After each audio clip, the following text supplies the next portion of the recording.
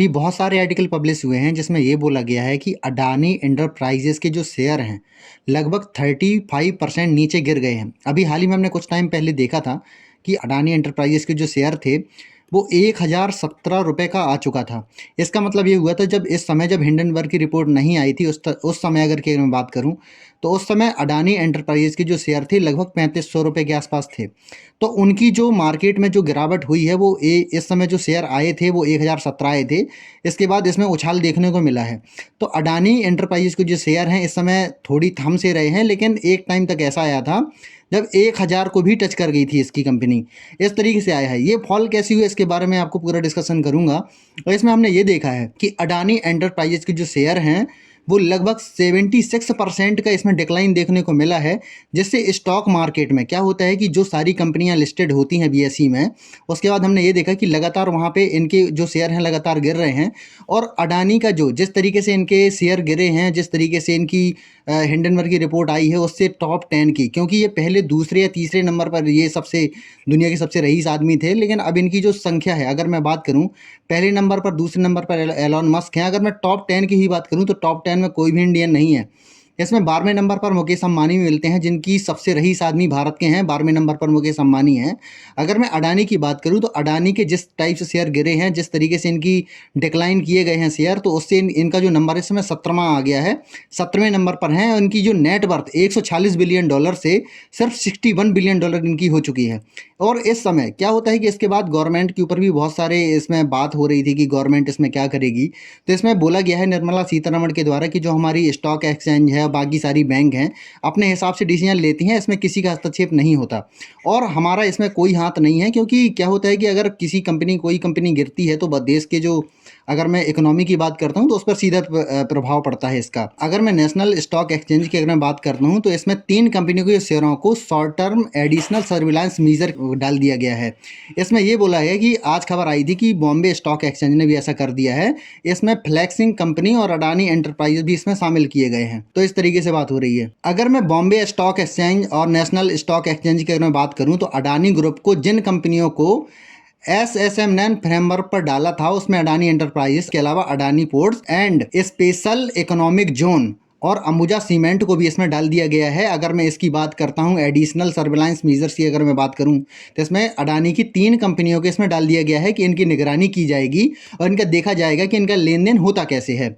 इसके बाद हम ये देखेंगे एडिशनल सर्विलांस एक तरह की निगरानी होती है। जिन कंपनियों के नाम पर इसमें आते हैं उन पर मार्केट रेगुलेटर सेबी और BSE NSI मतलब बॉम्बे स्टॉक एक्सचेंज और नेशनल स्टॉक एक्सचेंज जो है इसमें विशेष निगरानी रखते हैं। इनका मकसद ये होता है कि जो निवेशक होते हैं उनको किसी तरह का नुकसान ना हो, उनको बचाना इनका मुख्य उद्देश्य होता है। ऐसा एक्शन अगर कंपनी पर लिया जाता है तो उसके जबकि उनके शेयरों में मैनिपुलेशन दिखता है तो उसमें बहुत ज़्यादा ट्रेडिंग होने लगती है। इससे ये होता है कि उसके जो शेयर हैं बढ़ने लगते हैं, उनकी कीमत बढ़ने लगती है। इसमें यह बताया गया था कि जो अडानी है अपने शेयर निकालते हैं और खुद ही परचेज कर लेते हैं। इससे होता यह कि उनके जो शेयर हैं शेयर की वैल्यू लगातार बढ़ती जाती है। जो ये खबरें हैं ये सामने निकल के आ रही हैं, इस तरीके से हम देख सकते हैं।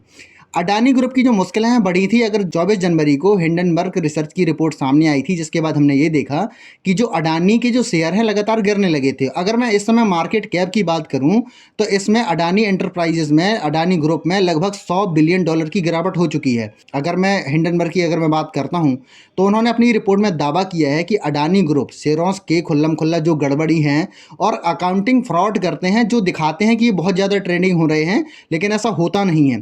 जिस तरीके से इनकी शेयर हो रहे हैं, मैं आपको बताऊंगा किस तरीके से इनके शेयर गिरे हैं। अगर मैं रोजाना की बात करूं तो रोजाना के हिसाब से अडानी के जो स्टॉक है लगातार गिर रहे हैं। इसके चलते उनकी जो संपत्ति है लगातार घट रही है। अगर मैं 2023 में बात करूं तो लगभग उनके जो $60 बिलियन उनके घट चुके हैं और बीते अगर मैं 10 दिन की बात करूं तो लगभग $52 बिलियन उनके कम हुए हैं। और वो मतलब पहले जो तीसरे नंबर पर थे 17वें नंबर पर आ चुके हैं दुनिया के सबसे रईस आदमियों की सूची की अगर मैं बात करूं तो। इसके बाद हमने ये देखा है कि जो डॉ जोन्स इंडेक्स की जो रिपोर्ट है उन्होंने भी अपने यहाँ से जो अडानी एंटरप्राइजेस को लिस्ट से बाहर करने का फैसला लिया है। उन्होंने ये कहा है कि अब अमेरिकी जो कंपनी है, अगर मैं बात करूं डाउ जोन्स सस्टेनेबिलिटी इंडेक्स की अगर मैं बात करता हूं तो उन्होंने ये कहा है कि 7 फरवरी के बाद उनको इस लिस्ट से बाहर कर दिया जाएगा। उन्होंने ये पाया है कि स्टॉक में हेर-फेर और अकाउंटिंग फ्रॉड की इसमें बात की गई है, जिससे क्या होता है कि अगर मैं अडानी है लगातार वो रईस दिखते चले जा रहे हैं, लेकिन वो एक्चुअल में था नहीं।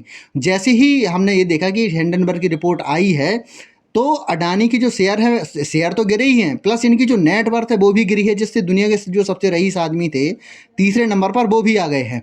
इसके बाद हमने ये देखा कि इनकी जो बहुत सारी जो फर्म हैं उनके लगातार जो स्टॉक हैं गिरे हैं। तो इसमें आपको बताता हूँ मैं, तो इसमें अगर मैं बात करूँ तो अडानी एंटरप्राइजेस के जो स्टॉक हैं 35% गिरकर 547 रुपये 80 पैसे में टूट कर आ गए हैं, और इनकी जो कीमत अभी हो गई थी वो 1017 रुपये इनकी हो गई थी।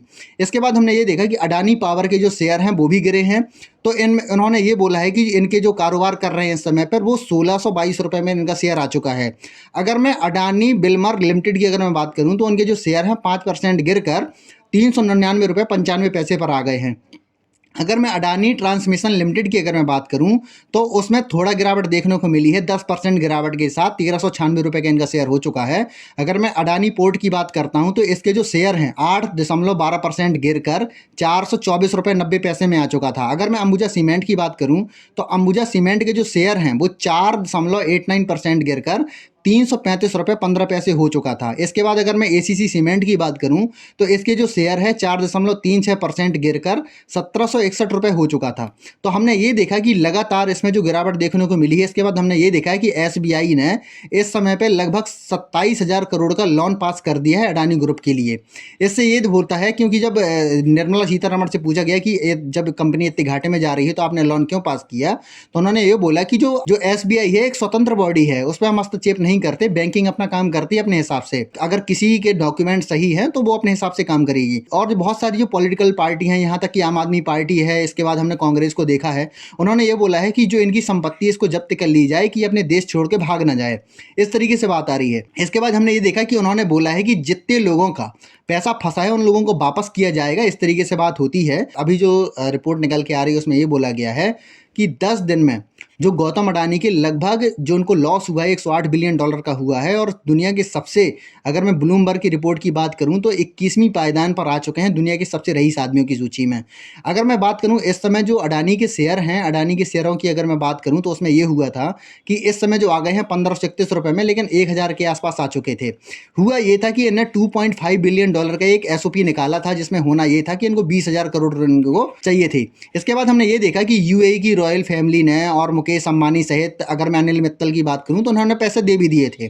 इसके बाद हुआ ये कि उन्होंने जिस समय 24 जनवरी को हिंडनबर्ग की रिपोर्ट आई थी तो उन्होंने इस एसओपी को कैंसिल कर दिया था। उसके बाद हमने ये देखा कि इनके जो शेयर है लगातार गिर रहे थे।